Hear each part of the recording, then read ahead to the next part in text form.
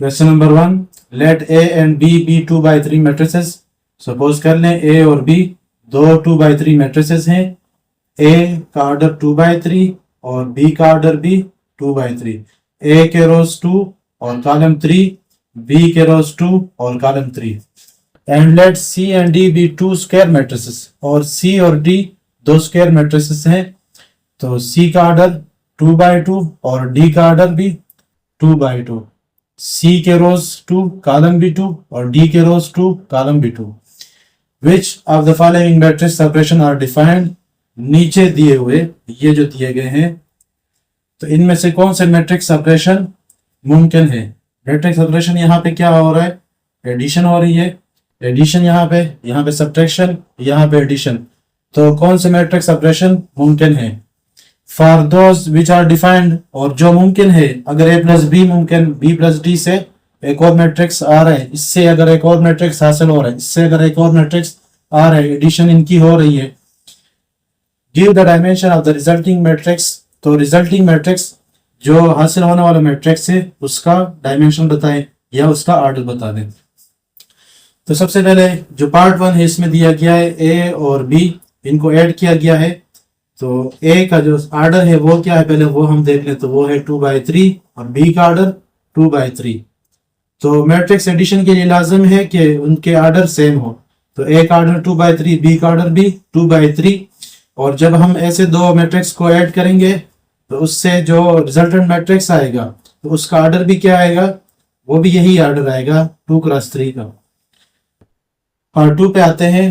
B और D को add किया गया है। तो बी मैट्रिक्स, इसका ऑर्डर देख लें 2 × 3, वो लिख लें। और डी का ऑर्डर 2/2, तो वो लिखेंगे। तो यहाँ पे बी और डी के ऑर्डर सेम नहीं, और मैट्रिक्स एडिशन सब्ट्रैक्शन की लाजिम है ऑर्डर का सेम होना। तो सेम ना होने की सूरत में इनकी एडिशन मुमकिन नहीं होगी। आगे पार्ट 3 पे आते हैं। 3a - 2c। तो यहाँ पे एक मैट्रिक्स मल्टीप्लाई हो रहा है एक रियल नंबर से या कांस्टेंट से। तो अगर कोई रियल नंबर किसी मैट्रिक्स से मल्टीप्लाई हो तो उससे उसके ऑर्डर पे कोई फर्क नहीं पड़ेगा रिजल्टेंट मैट्रिक्स के। तो ए मैट्रिक्स उसका ऑर्डर है 2/3, ये 2/3। और सी मैट्रिक्स उसका ऑर्डर है 2/2। तो अगर हम 2/3 मैट्रिक्स को 3 कांस्टेंट से या रियल नंबर से मल्टीप्लाई करेंगे तो तब भी ऑर्डर क्या आएगा रिजल्टेंट मैट्रिक्स का 2/3। और इसी तरह अगर 2x2 मैट्रिक्स को मल्टीप्लाई करेंगे रियल नंबर 2 से तो उस रिजल्टेंट मैट्रिक्स का ऑर्डर क्या आएगा 2/2 आएगा। अब 3a 2x3 ऑर्डर वाला बना और 2c 2x2 या स्क्वायर मैट्रिक्स बना। अब इनके ऑर्डर सेम नहीं है तो उनको हम सब्ट्रैक्ट नहीं कर सकेंगे, इससे एक रिजल्टेंट मैट्रिक्स नहीं आएगा। तो इसलिए इनका ये ऑपरेशन मुमकिन नहीं। पार्ट 4 पे आएंगे। 7c + 2d। तो यहाँ पे जो सी मैट्रिक्स है उसका ऑर्डर है 2/2 और डी मैट्रिक्स उसका ऑर्डर है 2/2। तो 2/2 मैट्रिक्स को जब हम किसी रियल नंबर से मल्टीप्लाई करेंगे तो उससे ऑर्डर पे कोई फर्क नहीं पड़ने वाला, तो ऑर्डर होगा 2/2। इसी तरह डी मैट्रिक्स 2/2 है, उसको अगर हम रियल नंबर से मल्टीप्लाई करेंगे तो उसके ऑर्डर पे कोई फर्क नहीं पड़ने वाला, तो ये भी 2/2। अब ये भी 2/2 मैट्रिक्स प्लस ये भी 2/2 मैट्रिक्स, तो दोनों को जब हम ऐड करेंगे तो उससे सेम ऑर्डर वाला एक और रिजल्टेंट मैट्रिक्स आएगा और उसका ऑर्डर भी सेम यही 2/2 होगा।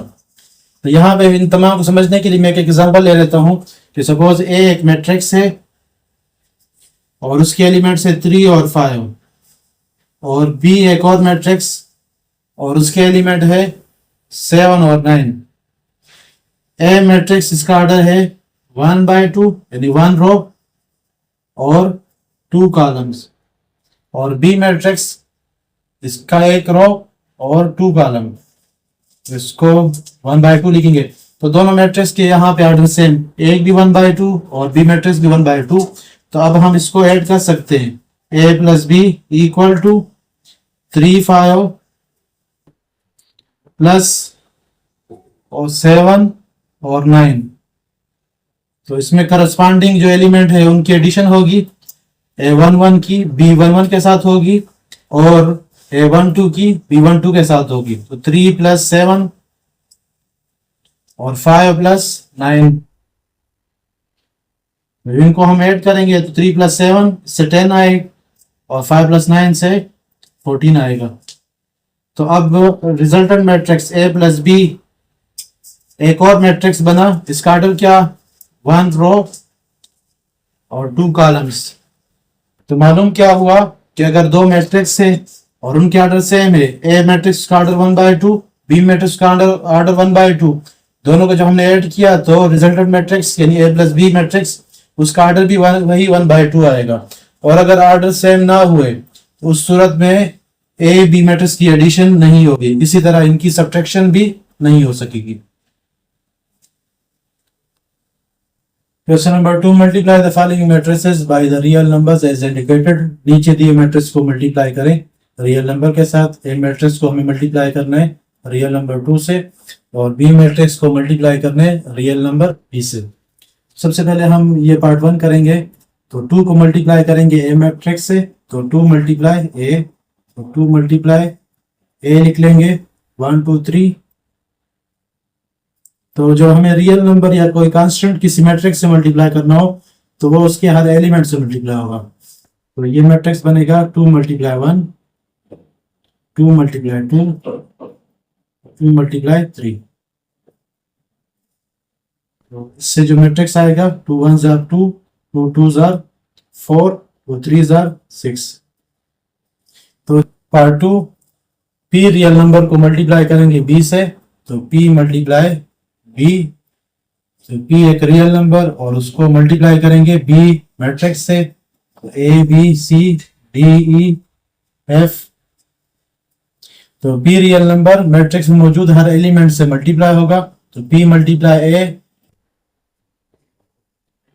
p multiply b, p multiply c, p multiply d और p multiply e, p multiply f। ये रिजल्टेंट मैट्रिक्स बन जाएगा किसका, pb का। Question number 3, find a matrix x, x matrix मालूम करें सच दैट 4x = 1 2 1 4 2 3 -1 9 7। तो 4x मैट्रिक्स गिवन है और इसमें हमें मालूम करना है x मैट्रिक्स। तो 4 मल्टीप्लाई और x मैट्रिक्स से तो दूसरी तरफ जाके डिवाइड हो जाएगा। तो हम यहाँ पे x छोड़ देते हैं, तो ये मैट्रिक्स लिख लेते हैं 1 2 1 4 2 3 -1 9 7 होल डिवाइड बाय 4। तो जैसा कि हमने मल्टीप्लिकेशन के लिए पढ़ा कि अगर कोई रियल नंबर किसी मैट्रिक्स से मल्टीप्लाई होगा तो वो रियल नंबर मैट्रिक्स में मौजूद हर एलिमेंट से मल्टीप्लाई होगा। इसी तरह अगर किसी मैट्रिक्स पे कोई कांस्टेंट या रियल नंबर डिवाइड होगा तो मैट्रिक्स में मौजूद हर एलिमेंट पे वो कांस्टेंट या रियल नंबर डिवाइड होगा। तो हम 1 पे डिवाइड करेंगे 4 को और 2 पे डिवाइड करेंगे 4 को, फिर 1 पे, इस तरह तमाम पे डिवाइड कर लेंगे। तो एक और मैट्रिक्स हासिल हो जाएगा और वो मैट्रिक्स x मैट्रिक्स कहलाएगा। तो 1 / 4, 2 / 4, 1 / 4, 4 / 4, 2 / 4, 3 / 4, -1 / 4, 9 / 4, 7 / 4। अब इनमें से जिनकी सिंप्लीफिकेशन हो रही है तो सिंप्लीफाई कर लें उसको। 1/4 मजीद सिंप्लीफाई नहीं होगा, 2/4, तो इससे बन जाएगा 1/2, 1/4। इसी तरह लिख लेंगे 4/4, 1, 2/4, 1/2, 3/4। इसी तरह उतार लेंगे, -1/4 भी इसी तरह आ जाएगा, 9/4 भी इसी तरह और 7/4 भी। तो ये x मैट्रिक्स आ जाएगा। क्वेश्चन नंबर 4, दो मैट्रिक्स दिए गए हैं a और b और हमें फाइंड करना है 3a - b। तो 3a - b, real number 3 multiply हो रहा है a मैट्रिक्स के साथ, तो 3 a मैट्रिक्स 1 2 3 4 5 6, फिर माइनस साइन, उसके बाद b मैट्रिक्स दिया गया है आपको -3 -2 1 -5 4 3। सबसे पहले हम कांस्टेंट या रियल नंबर को मैट्रिक्स से मल्टीप्लाई करेंगे। इसके लिए हमने पढ़ा था कि रियल नंबर जब मल्टीप्लाई होगा तो इसके हर एलिमेंट से मल्टीप्लाई होगा। 3 1s are 3, 3 2s are 6, 3 3s are 9, 3 4s are 12, 3 5s are 15, 3 6 are 18।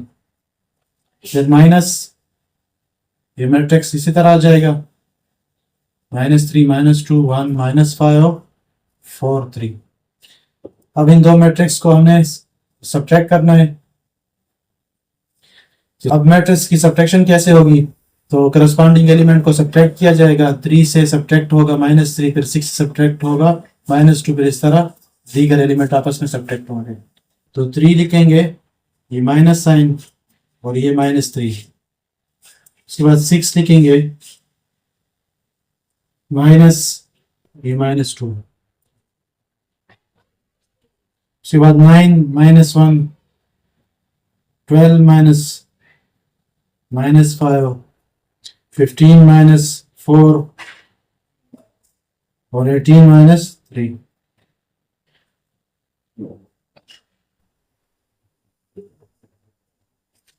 Three plus 3 6, minus into minus plus 2, 9 -1 8, 12 minus into minus +5, 15 -4 11, 18 -3 15। यह रिजल्टेंट मैट्रिक्स हो जाएगा 3a - b का। क्वेश्चन नंबर 5, ए और बी मैट्रिक्सेस दिए गए हैं, मालूम करें मैट्रिक्स सी को।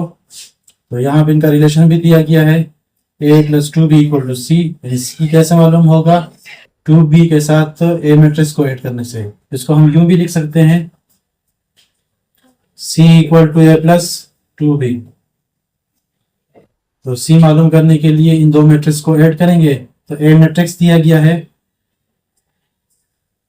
1 2 -3, 5 0 2 और 1 -1 1 प्लस 2b और 2 मल्टीप्लाई b मैट्रिक्स दिया गया है 3 -1 2, 4 2 5 और 2 3 0। सबसे पहले हम 2 मल्टीप्लाई करेंगे, हर एलिमेंट से मल्टीप्लाई होगा। तो ये इसी तरह आ जाएगा 1 5 1 2 0 -1 -3 2 1 प्लस 2 हर एक से मल्टीप्लाई होगा। 2 3s are 6, 2 -1s are -2, 2 2s are 4, 2 4s are 8, 2 2s are 4, 2 5s are 10, 2 2s are 4, 2 3s are 6, 2 0s are 0। अब इन दो मैट्रिक्स को ऐड करेंगे, करस्पॉन्डिंग एलिमेंट आपस में ऐड होंगे। 1 + 6, 2 + -2, -3 + 4, 5 + 8, 0 + 4, 2 + 10, 1 + 4, -1 + 6, 1 + 0,